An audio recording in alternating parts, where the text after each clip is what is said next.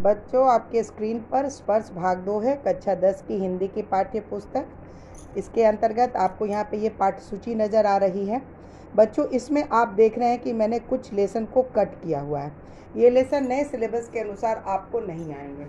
जैसे कि पार्ट 3 है, ये मैं पदखंड की बात कर रही हूँ, कविता खंड की। बिहारी के दोहे, महादेवी वर्मा के मधुर मधुर मेरे गीत, वीरेंद्र डगवाल की तोप और रविंद्रनाथ ठाकुर की आत्मत्राण। गद्य खंड में सीताराम सेक्सरिया का डायरी का एक पन्ना, प्रहलाद अग्रवाल का तीसरी कसम के शिल्पकार शैलेंद्र, अतोन चौखफ की गिरगिट, रविंद्र केलकर की एक कहानी नहीं आएगी, गिन्नी का सोना, जबकि जैन की देन आएगी। तो जो कट किया हुआ लेसन है वो आपके सिलेबस से बाहर है और 2021 और 22 के सिलेबस में, 2020 और 21 में वो सिलेबस में नहीं होगी। प्रेमचंद्र हैं बड़े भाई साहब के लेखक, और प्रेमचंद्र की जीवनी यहाँ पर आपके स्क्रीन पे नज़र आ रही है। आप इसे पॉज करके ध्यानपूर्वक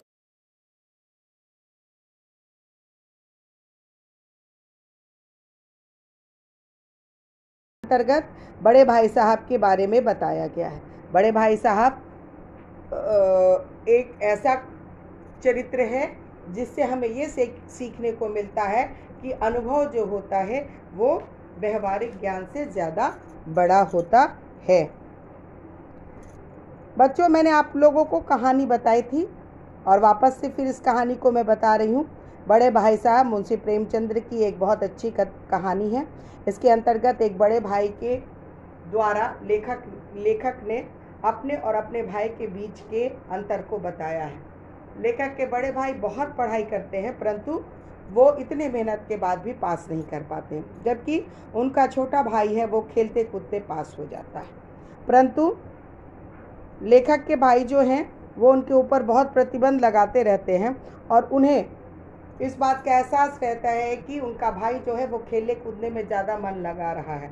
वो बार बार उसे पढ़ने के लिए कहते हैं और कहते हैं कि अगर तुम ज़्यादा खेलने पर ध्यान दोगे तो वो तुम्हारे पढ़ाई को नुकसान करेगा।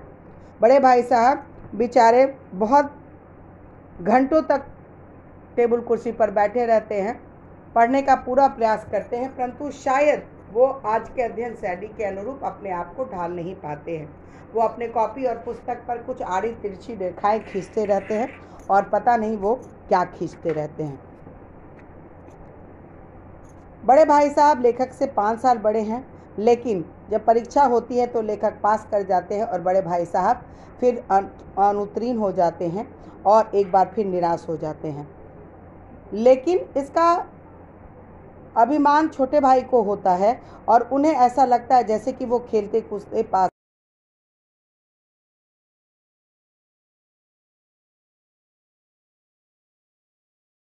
है। अहंकार तो रावण का भी नहीं रहा। अगर तुम अपने पढ़ाई पर अहंकार करते हो तो ये तुम्हारे सबसे बड़ी भूल है।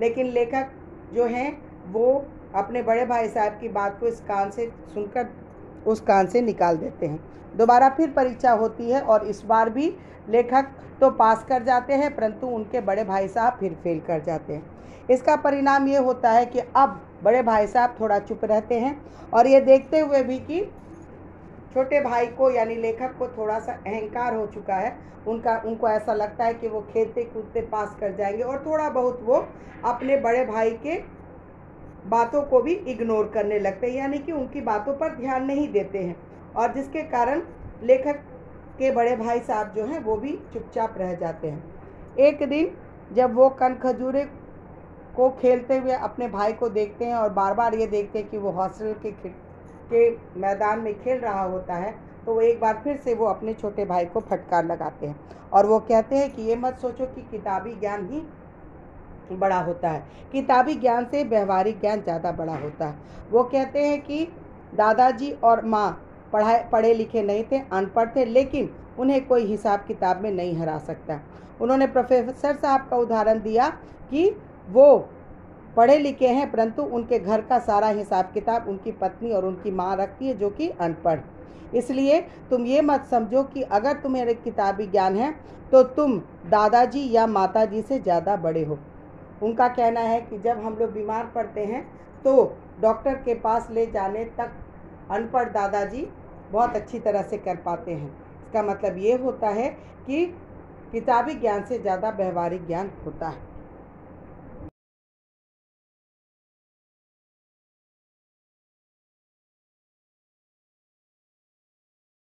लेकिन जब परीक्षा में परिणाम आता है तो लेखक पास हो जाते हैं। तो अब ऐसा लगता है बड़े भाई साहब भी ये मान लेते हैं कि अब ये उनके बस की बात नहीं है, और वो भी इस बात पर ध्यान देते हैं कि खेलना कूदना भी एक अहम हिस्सा होता है। और जब वो बाज़ार से लौटते समय लेखक को कनखजूरे के साथ दौड़ते हुए देखते हैं तो वो भी लंबे कद के होने के कारण उसके पीछे पीछे दौड़ते हैं, और लेखक को भी ऐसा प्रतीत होता है कि बड़े भाई साहब जो है वो इस भ्रम की छाया से बाहर निकल गए हैं।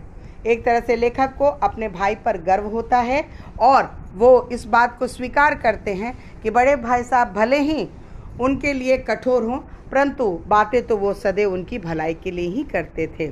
बच्चों, इस कहानी के द्वारा प्रेमचंद्र जी ने किताबी ज्ञान से ज़्यादा व्यवहारिक ज्ञान को बड़ा बताया है। आपकी स्क्रीन पे बच्चों प्रश्न नज़र आ रहा है, जिसके उत्तर को भी मैंने लिखा है और आशा है आप इसे अच्छी तरह से उतारेंगे। बच्चों, आपका ये शब्दार्थ जो है वो नज़र आ रहा है, जिसे आपको कॉपी पे उतारनी है। आइए बच्चों, अब मैं आपको प्रश्न उत्तर बताती हूँ। सर्वप्रथम क्लास 10 है, पाठ 1 है। पाठ का नाम है बड़े भाई साहब, इसके लेखक हैं प्रेमचंद। मौखिक प्रश्न है, कथा नायक की रुचि किन कार्यों में थी? कथा नायक की रुचि खेलकूद एवं बाहर घूमने में थी। बच्चों, प्रश्न आपका लिखा हुआ है, मैं उत्तर को दोहरा रही हूँ। बड़े भाई साहब का अपने भाई से पहला सवाल यही होता था, कहाँ थे?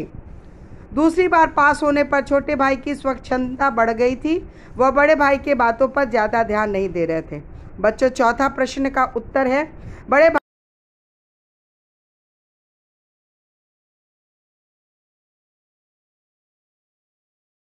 पांचवा का उत्तर है, वे दिमाग को आराम देने के लिए कॉपी या किताब के हाशिए यानी किनारों पर चिड़ियों, कुत्तों, बिल्लियों की तस्वीर बनाया करते थे। बच्चों, अब आपका लिखित प्रश्न है। प्रश्न लिखा हुआ है, जिसे आप पॉज करके ध्यान से पढ़ेंगे। उत्तर मैं आपको पढ़ दे रही हूँ। लेखक ने टाइम टेबल का पालन करने का निश्चय किया, परंतु मन की चंचलता के कारण उसका पालन न कर सके। जब छोटा भाई बाहर खेलने निकला तो वह बाहर के मौसम और मैदान में खेल में रम गया और टाइम टेबल का पालन नहीं कर पाया। बच्चों, प्रश्न 2 है लिखित का। एक बार पूरे दिन गुल्ली डंडा खेलकर जब लेखक घर पहुंचा तो उनकी पहली प्रतिक्रिया यही हुई कि उन्होंने तुरंत भाई को डांटना शुरू कर दिया और कहा कि तुम पास हो गए हो, इसलिए तुम्हारा दिमाग चढ़ गया है। बड़े भाई साहब के अनुसार दुनिया में घमंड बड़ों बड़ों का नहीं रहा, रावण का तो घमंड के कारण नाश हो गया। बच्चों, प्रश्न 3 है जो आपके स्क्रीन पर है, इसका उत्तर मैं आपको पढ़ के बता रही हूँ।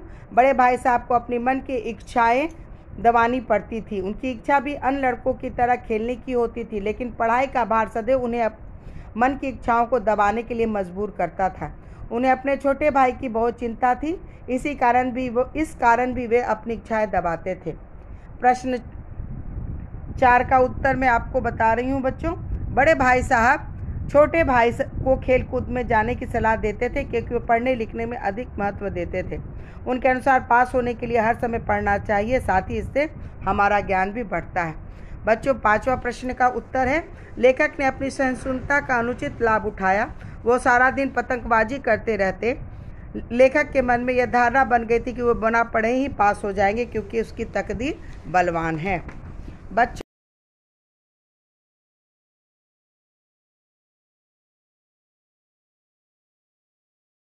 लगाकर छोटे भाई को पढ़ने के लिए प्रेरित करते। उनके डर से ना चाहकर भी उन्हें पढ़ाई करनी पड़ती थी। बड़े भाई साहब अगर छोटे भाई को नहीं डांटते तो वह हर समय खेलने में ही लगा रहता, क्योंकि उनका मन पढ़ाई में नहीं लगता था। बड़े भाई साहब के दबाव में उनको पढ़ना पड़ता था। छोटे भाई का दिमाग काफ़ी तेज था, इसलिए वह थोड़ा पढ़ के भी पास कर जाते थे। बच्चों, दूसरा प्रश्न आपके स्क्रीन पर है, उत्तर मैं बता रही हूँ।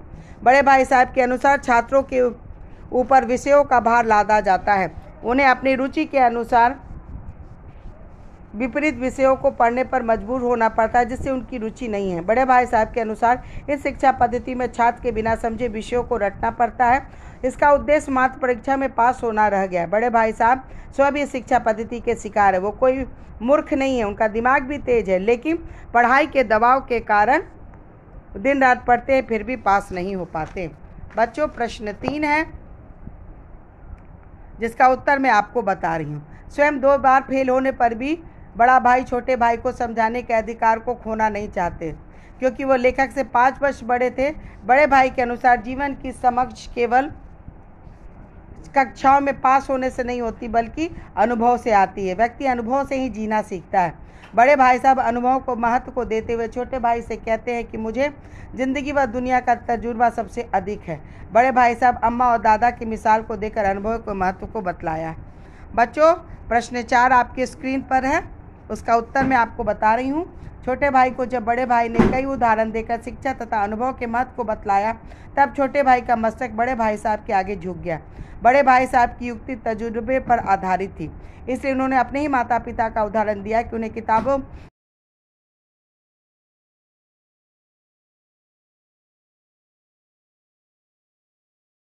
में पास थे, परंतु उनके घर का प्रबंध उनकी माँ ही करती थी। बच्चों, प्रश्न 5 आपके स्क्रीन पर है, उत्तर मैं बता रही हूँ। बड़े भाई साहब बहुत अधिक परिश्रमी थे। वह दिन रात पढ़ाई में जुटे रहते थे। वह बाल सुलभ खेल कूद भी नहीं करते थे। बड़े भाई साहब उपदेश देने में अत्यंत निपुण थे। वह अपने उपदेश कला से लेखक को नतमस्तक होने के लिए मजबूर कर देते थे। वह उनका पालन भी करने लगते थे। बड़े भाई साहब अपने छोटे भाई से 5 वर्ष बड़े थे, इसलिए वह सदैव अपने को छोटे भाई से अधिक अनुभवी व समझदार सिद्ध करने का प्रयास करते थे। बच्चों, प्रश्न 6 आपके स्क्रीन पर है, उत्तर मैं बता रही हूँ। बड़े भाई साहब ने अनुभव को अधिक महत्व दिया है। वह अनुभव को किताबी ज्ञान से अधिक महत्वपूर्ण मानते थे।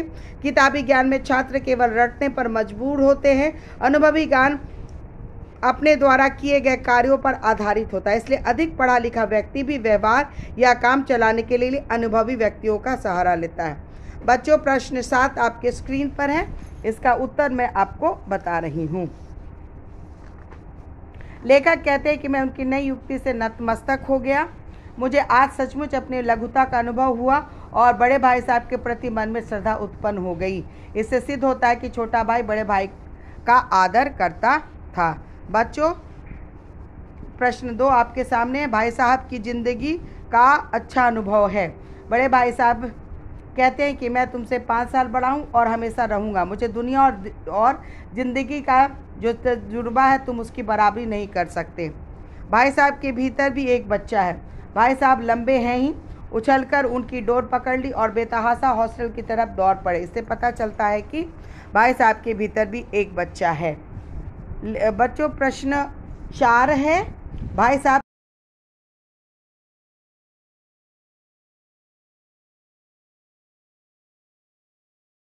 हूँ कि यह शायद उनके उपदेशों का ही असर है कि मैं पास हो जाता हूँ। उससे पता चलता है कि बड़े भाई साहब लेखक का भला चाहते थे।